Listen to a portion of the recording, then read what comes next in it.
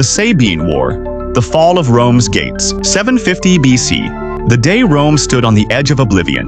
The Sabines had breached the outer defenses, but now they marched toward the heart of Rome with the fury of a nation betrayed. Smoke twisted through the wooden huts as terrified citizens fled through narrow dirt streets, while the sound of war drums pounded like a second heartbeat over the city. The gates of Rome shook violently as axes slammed into the wood.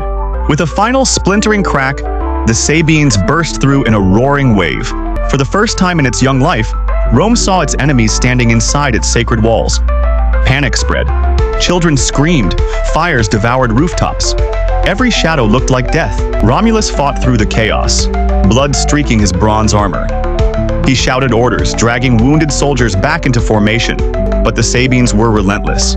Spears pierced shields, bodies fell, and the defenders were pushed deeper into the city with every clash of steel. At the Forum, the fighting exploded into madness.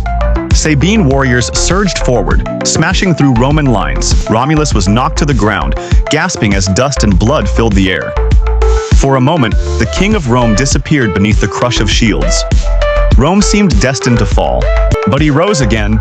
With a torn cloak and fire in his eyes, Romulus climbed the Palatine Hill and lifted his spear toward the burning sky. "Rome does not kneel," he roared. His soldiers, battered and desperate, formed around him for one last stand. The final blow to Rome's fate was moments away, when suddenly, cries echoed across the field. Women rushed between the armies, placing themselves in the path of death.